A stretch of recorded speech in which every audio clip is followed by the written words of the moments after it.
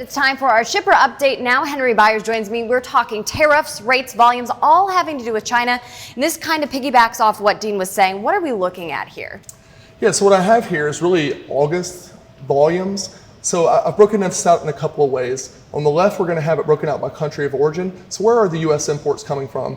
And then secondly, I have this broken out by port specifically. So what I want to point out here is we're looking at places like China, Hong Kong, obviously with the protests going on, Taiwan. Those places are losing volume, and these importers are shifting production because of the concerns with China and how Hong Kong and Taiwan are both affiliated. We're now seeing places like South Korea, Vietnam, Singapore, India, Belgium. These are the places that are the winners in this trade war. So they're picking up volume as these shippers relocate. Specifically on the port side, as Dean was mentioning, we're seeing a significant increase in East Coast volumes. And that's directly as a result of these guys moving into places like India, Singapore, Belgium. It's now becoming more efficient to move on the Suez Canal.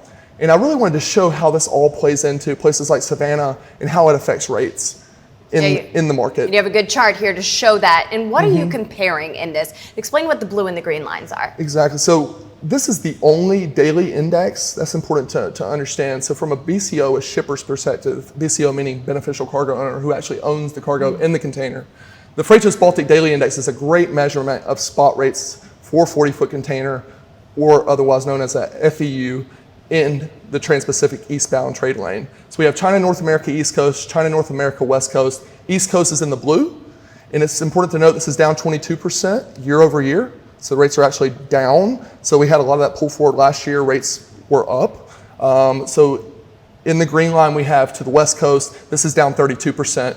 These are still higher than contract rates. So if you're a significant volume importer, you've signed contracts that are cheaper than these rates. So you're still trying to force those ocean carriers to give you those rates and honor those rates. But carriers are trying to get very aggressive. Now, ocean carriers are posting better than average numbers right now in terms of profit, net revenue, things like that. So we may not expect them to be as aggressive as if they were actually losing money in those months. But I still would expect them to try to push rates up another $300 to $400 by the end of peak season, which is supposed to be October 15th. Yeah. We do have an early Chinese New Year. It's really one of the earliest that's been in like the last 5-6 years. So I would expect them to try to keep rates elevated prior to Chinese New Year as importers continue to try to get volume into the United States. And they shut down for a week, right, during Chinese New Year? Well, Chinese New Year, yeah, very similar to what's coming up. I'm glad you brought that up. Golden Week is October 1st. Okay. In Golden Week, they actually take as a national holiday. They take about a week off. Logistics companies normally operate, but the ports will largely shut down.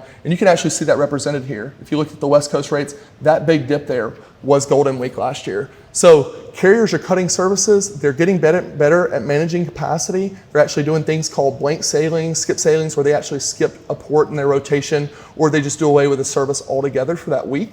And that actually cuts capacity in a way.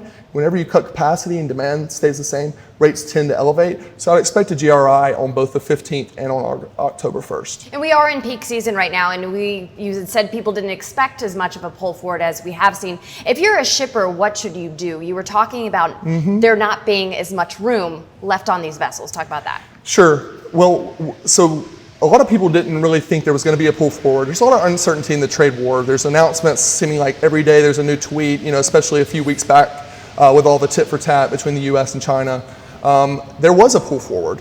Steve Ferriera with Ocean Audit, he's big into the ocean trade, works with a lot of beneficial cargo owners himself. He said that Walmart pulled more volume into Savannah than they had ever pulled in there before. Wow. So we're seeing that reflected with those East Coast rates not having quite the percentage decline year over year. Like I said, it's 22% versus 32% for West Coast. And again, the repositioning of those manufacturers, the production, the sourcing, all moving outside of China has now impacted the West Coast where they're seeing less volumes. Yeah, we'll continue to watch this as we continue to go through peak season. Again, Henry Byers with our shipper update.